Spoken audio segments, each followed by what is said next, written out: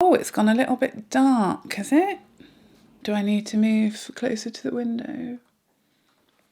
Or further away? Closer? I think we might need to move closer.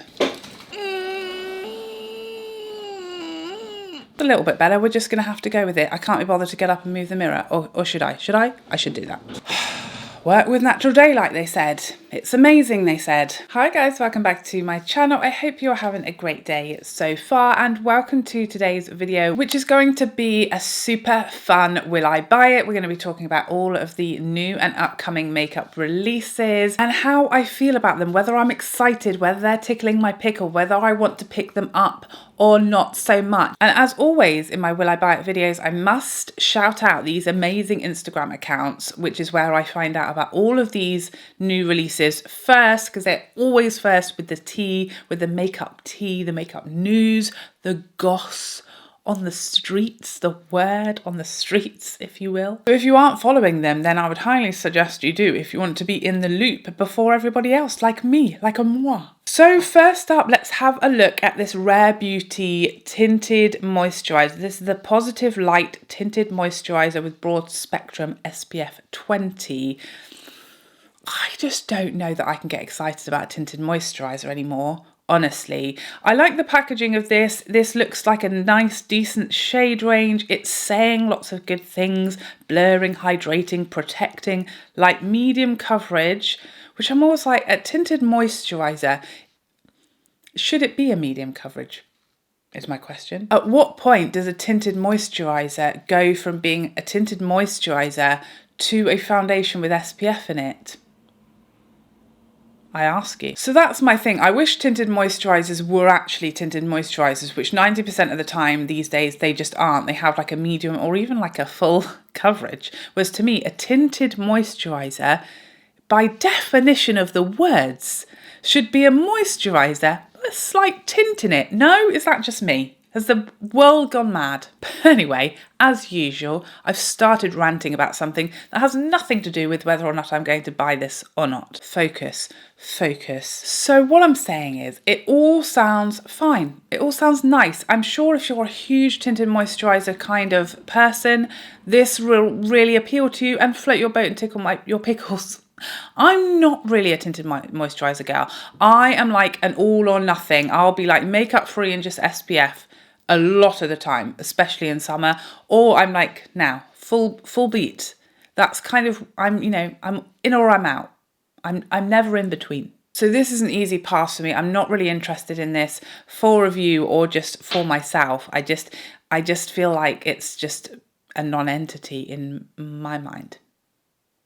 But that's just me. Next up, let's talk about this Benefit Extreme Liner. Now, it's not an overly exciting product. It is, a liquid liner. After all, we've all seen them many, many times, in fact. But this is appealing to me because, as you know, I set myself the goal of nailing the cat eye inner corner liner this year, and I'm on it. I'm getting there. We're getting good at it. We're building momentum. It's happening, okay? I feel like very evolved. I feel like a whole new person.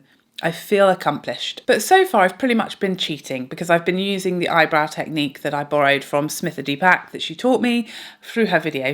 We didn't have a lesson or anything, but it's kind of cheating, isn't it? I'm not using a liquid liner. I definitely haven't got any better at doing it like that. And I would like to be able to do that. Lots of people can do it easy. I see people doing it all the time, like in several seconds. I want to be one of those people, okay? I want to join the club. And because this has the word extreme in it, okay, and it's being marketed as like a precision, an extreme precision liquid liner, and is waterproof, perfect for, if you do poke yourself in the eye and water starts gushing everywhere. So I might pick this up and give this a try. I'm currently going through my KVD liner, and I thought about purchasing the Hindash one next. But this one has caught my eye because it seems to be especially designed for literally that area, that cat eye, that very precise liner. So, and also it's available in brown, which excites me for some unknown reason. Just a little bit softer in that area. I like it. I like a lot of, it's talking to me. It's got me, and I'm going to pick one up Next up, let's talk about the Armani Power Fabric foundation. This appears to be a reformulation of obviously their existing foundation. So I found out about this through the wonderful Tavia, Chic Profile Official. I think she's literally the only person who's posted about it as per what's new here, as per the usual. Tavia, she is on it. She knows things that like the government don't even know yet, okay? She knows people. So apparently this new reformulation is going to maintain a high coverage finish but give a longer lasting coverage and an airy wearing comfort feel. It has a finish that doesn't have a thick coating, feeling like bare skin, and produces a uniform semi-matte skin. So my kind of interpretation of this is it's kind of all of the coverage and everything like that, but it feels lighter. That's kind of what I'm getting from that. I never tried the original Power Fabric. I don't know if that makes me a bad person. It certainly makes me a bad YouTuber, but what's new? But I did not try the original formula. It was popular, but I feel like it kind of had a niche popularity. Like not everybody was loving it and raving about it. It was kind of like, you know, it appealed to a certain skin type and a certain look. So yeah, I don't really feel like it's one that stood the test of time because I don't really remember or see anyone still using it today. And often I find it really hard to get excited about reformulations because I just feel like this is just an old product. We've already done this. We've already talked about it 5 years ago. If I didn't want it then, I don't want it now, slightly tweaked, you know? Should have tweaked it to begin with, that's what you should have done. So according to Tavia, this is releasing in the middle of April. So I'm just, yeah, it's not really the type of foundation I reach for in spring and summer. Nothing about this is exciting me. It's an easy pass. Next, let's talk about this upcoming concealer from Huda Beauty, the Faux Filter Concealer. One of my predictions was that Huda was going to come out with a new concealer that was maybe a bit lighter than her previous one, along the lines of kind of where she's moving her brand. So this concealer, according to Angel Naked on Instagram, is ideal for sensitive skin with a medium coverage and should be launching in early April, so in the next few weeks. I'm quite excited by this. Her original concealer was my holy grail for a bit of time. It had the most coverage I'd ever experienced of a concealer and it just performed amazingly on me with great shades, great undertones, and at the time it was the first really high coverage concealer that actually covered my dark circles without it like creasing and just being a horrible, hideous mess. Unfortunately, this did not last. I aged and it just suddenly stopped just performing how I wanted it to, and I was like really sad about it. But then the Pat McGrath came along and all was well and all was fine and we moved on, okay? I got over it. But I haven't been able to use the Huda concealer since then. This, I like the packaging more of that. You know, the original squeezy tube was not my favourite thing about that concealer. So this looks like a more classic doe foot concealer. It also looks quite large, which I appreciate. I feel like Huda is queen of giving us extra fill sizes. So that's ideal. Yeah, medium coverage. It sounds okay. I feel like Huda does good base products, complexion products. So yeah, I'm definitely going to give this one a try. Sounds like it might be a bit more natural and a bit more forgiving now than her original concealer has become. Next up, let's talk about these Sisley Phyto Ombre Eclat Liquid, which is Sisley's first liquid eyeshadow. Again, this is all courtesy of Chic Profile Official, the wonderful Tavia. This is apparently releasing May time. These are the typical sort of cream or liquid shimmery eyeshadows.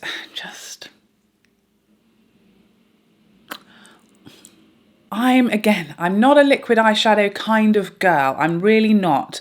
I kind of stepped out of my comfort zone and just went for it with the Lisa Eldridge ones, and I like those, but even though they're really nice and they're great and everything I would want and expect a liquid eyeshadow to be, it doesn't crease, it doesn't move, it gives me the pigmentation that I want. It's quite versatile in that I can, you know, use a sheer wash or I can build it up however I like, but I just don't feel like the need to buy loads more of that type of formula when I just don't really reach for them. I'm an eyeshadow palette kind of girl. I'm really not a liquid eyeshadow or a single eyeshadow kind of person, and these are going to be £400 each, so it's an easy pass when I can just get the Lisa Eldridge ones.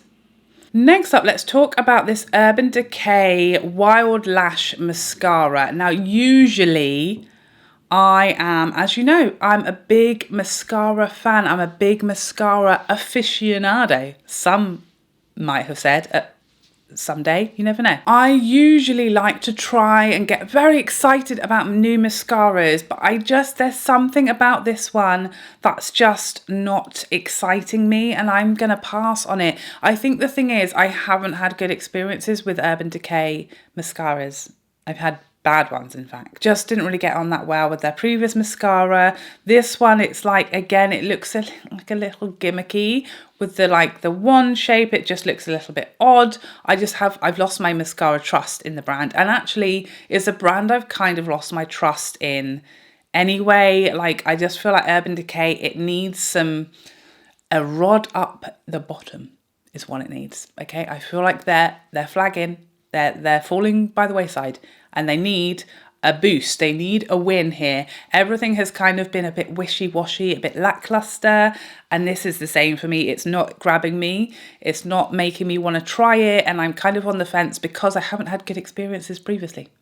So it will certainly be a wait for review for me. If reviews come in and whoa, this is the mascara to end all mascaras, then of course I'm going to jump right on it. But I highly doubt that's going to be the case, and that's just me just saying my thoughts out loud, which is, I guess, just what talking is. So that's good.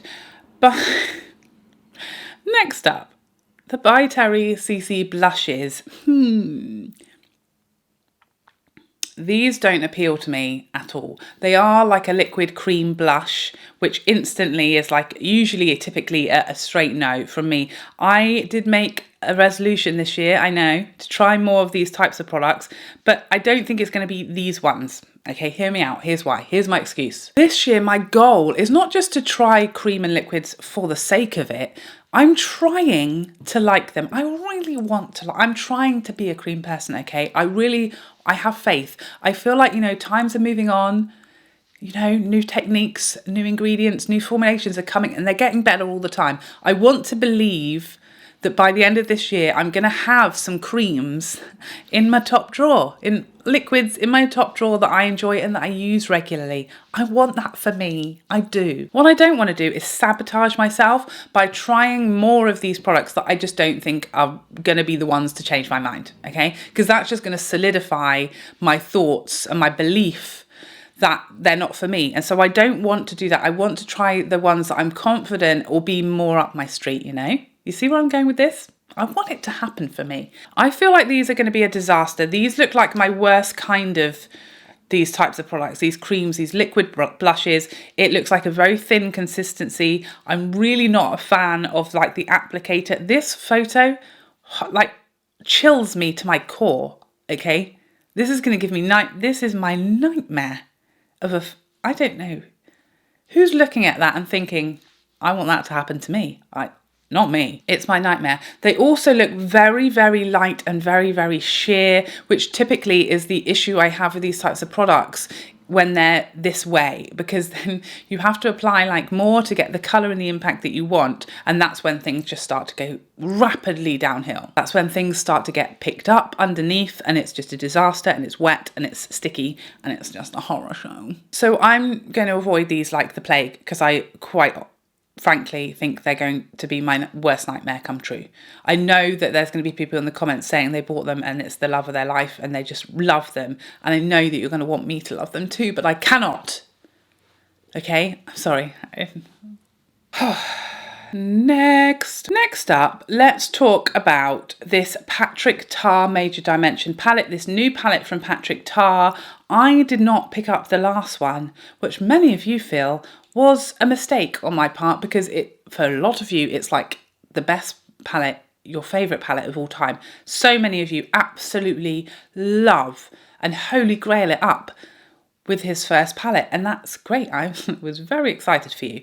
But I decided to pass just because it was a colour story I didn't need and didn't feel like I could add anything as far as the review. It was, it was very much a done colour story that I had 58 of already. Now this second one, again, is not really a revolutionary colour story, you know, rose toned neutrals. Again, it has the two cream shadows, which instantly gives me, like, I start giving it the side eye straight away. But, you know, you guys hyped up that first palette to me. And so if this releases, here's what I'm going to promise you.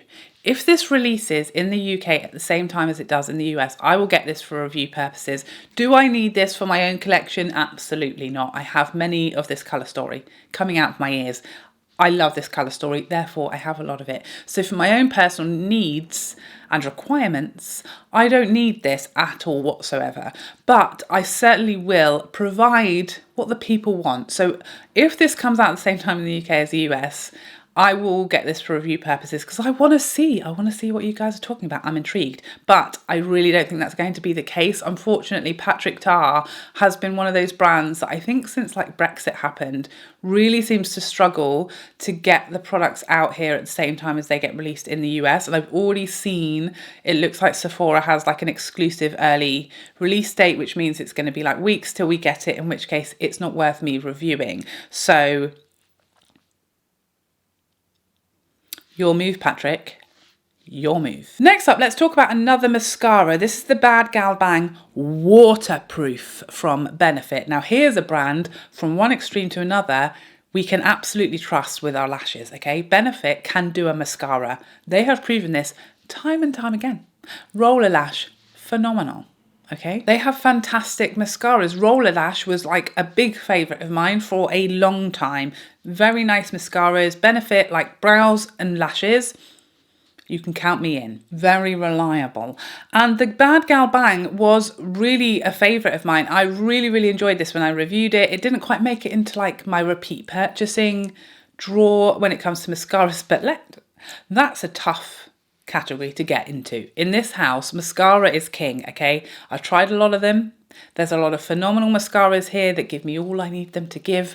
To make it into like being repurchased as a mascara in my house is a hard task. But it was a very nice mascara. And here's the thing, you know I hate waterproof mascaras. If you've been here before, I hate them. Don't use them, don't want to use them, don't want to know about them, don't even want to hear about them, see them at all. I'm just not a fan of the waterproofness. I don't need it. I definitely don't have like oily lids, so I never really get sort of smudging and transfer from my mascaras, and therefore the waterproof mascaras are all cons to me. The pros are all those things, you know, no smudging, no moving around, no transfer. As that isn't an issue for me, it's all cons when it comes to waterproof mascara. They don't perform as nicely. They're much harder to get off. I'm out. Okay, I'm out. So I think this is worth talking about because I think this will be a great mascara for you if you need and want a waterproof, and I would suggest that you give this one a try if you've struggled with that, because I think it will be a really great mascara, but it isn't for me at the end of the day. Next up, let's talk about these Chanel Rouge L'Extrait lipsticks. So a lot of you guys have been asking me about these. Am I going to pick them up? Am I going to review them? And the answer is no. I don't plan to. I'm not going to. As far as I know, as far as I've thought out so far the answer is no. Here's why. Usually these type of lippies are right up my street. You know the type, the lippy balmies with some colour, perfect, love them. That's like my jam when it comes to lipsticks. However, I went to go and buy some of these, as in I didn't go anywhere. I was in my house on my phone, you understand, the 2022 went to go and buy some. Who's leaving the house these days? Not I. And I literally just couldn't find a colour that I wanted. I just feel like, I understand Chanel, you know, they're like reds and pinks, that's our jam. And I get it, but like there are other people, you know, and I just feel like, one, they all look the same. Every colour of this looks basically the same, and it's all the exact same colours they always release. And I just am begging you to do some more nudes, some different nudes, some orange and coral shades in there would have been nice, something other than just red. Red as far as the eye can see. And it just felt like, it just put me off. Then what happened is I watched Erin Nicole's video of these, her review, and I was horrified, mortified, and shook to my very core. Erin knows a lot about Chanel. She's a Chanel aficionado, if anybody is. She used to work there and she's a huge lover of the brand, purchases all their new products. So she knows what she's talking about. You can trust Erin when it comes to Chanel. So I was watching her video and for some reason, these are far more expensive than a regular Chanel lipstick or any of the other Chanel lipstick formulas, yet there's like half the amount of product and they're just a pretty average formula.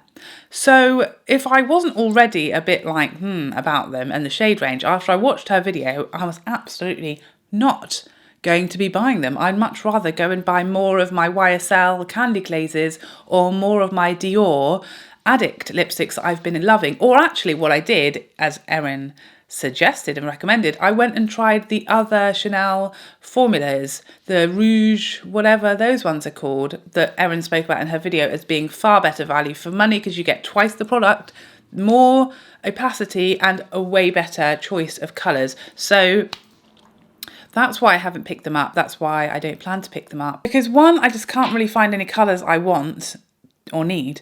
And two, they just seem to be like a ridiculous price point for like a daylight robbery of an amount of product, which gives me an icky feeling. So it's a no from me. Next up, let's talk about these Fenty Sun Stalker palette.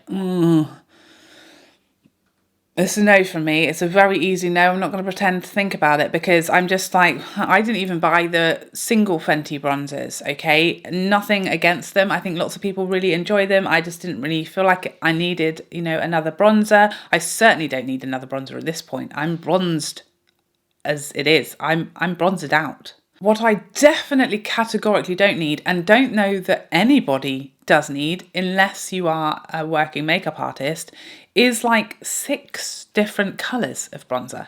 I don't know who does need that. So there's 2 highlights and 5 different shades of bronzer in this palette. I just think, what's happening here? I don't understand it. Why? Who wants 5 different shades of bronzer for their one face? Like I said, makeup artists, sure, get it. I get it. I see where we're going. But anyone with just one normal face, like, where are we putting all 5 of these? It's a no from me. Next, let's talk about this Melt Cosmetics Gemini 2. I feel like, as usual, this video it's going very negative. I'm sorry about it. I can only speak the truth. I can only tell you my true, genuine thoughts. That's what I'm here to do. And I'm sorry, this is just not doing it for me. It's just, I look at this and I think, I don't understand. Here's the thing. I don't understand this colour story. It feels muddled. Is that just me? I feel like I don't really know what colour story I'm seeing here. And I understand maybe that's the point. It's like Gemini, it's like 2 sides of, your personality, or 2 sides, 2 different souls in one palette. Maybe that's what they're going for. I see that. But it doesn't inspire me. Like, I want to look at a colour story and see and visualise the looks that I'll do and me using the whole palette. And this just looks a little confused, a little muddled. And Melt, although I don't think I've ever bought anything from Melt, have I? I don't remember having bought anything from Melt Cosmetics. Remind me if I'm wrong. I don't remember it if I did. Sorry about that. But they've really had some like hits and misses recently as far as like reviews and feedback. It's very mixed, real like peaks and troughs. And so again, it's not a brand I have a lot of trust in or faith in as far as formula, particularly when it comes to eyeshadow. So even if I love this colour story, I would suggest waiting for review because we don't know if it's going to be a peak or a trough yet. So keep your money in your purse if this does really appeal to you until we've seen some reviews, just so we can check where we're at. Assess the lay of the land. Don't just go diving in there bareback willy-nilly, okay? You'll regret it. We all will. So Wayne Goss released this little sneaky little peeky on his Instagram of something. Something, we know not what. Here's what we do know. It looks complexion based. It's in a little pot. Is that the final packaging? We don't know. All he said was something flawless is coming.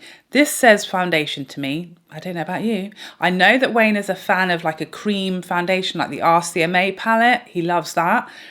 Maybe he's gone for something similar. This reminds me and looks to me like the Kevyn Aucoin foundation balm. Rude. That's what this photo is giving to me. That's what it's making, that's what it's reminding me of. That's what I think is happening here. So this is very exciting and very interesting to me. I really can't do reviews that come from Beautylish because the delivery time is very slow, but I'm definitely interested in getting my hands on this. I think Wayne will do an incredible job of a foundation. Obviously, he's been talking about working on his foundation for years, so we know he's put some time and effort into this. I hope the shade range is incredible. I'm sure it will be, and I know that Wayne always has like more mature skin in mind with all of his releases, which is amazing. So I'm excited for this. I think it will be very, very good. Can't wait to see exactly what it is and all of the information behind it. But I'm excited. By the way, I'm filming this on, what day is it? I'm filming this on the 31st of March. So what's going to happen now is Wayne is going to reveal exactly what this product is and make me look an absolute moron before I manage to get this video up. So I can only apologise if we all already know what this product is and I'm just sitting here as if we don't know, because I have to pre-film because it's Easter and a lot is happening. So I can only apologise, and thank you for making me look like a Wally yet again, everybody. But at least we ended on a positive note, so that's something. How do you guys feel about these new releases? Anything in here that's really exciting you, that's floating your boat, that's tickling your pickle? Please let me know in the comments section down below. I love to hear you guys' thoughts and opinions on all these new releases as well. I hope you enjoyed this video, and I'd love to see you in the next one. Otherwise, take care for now. Bye.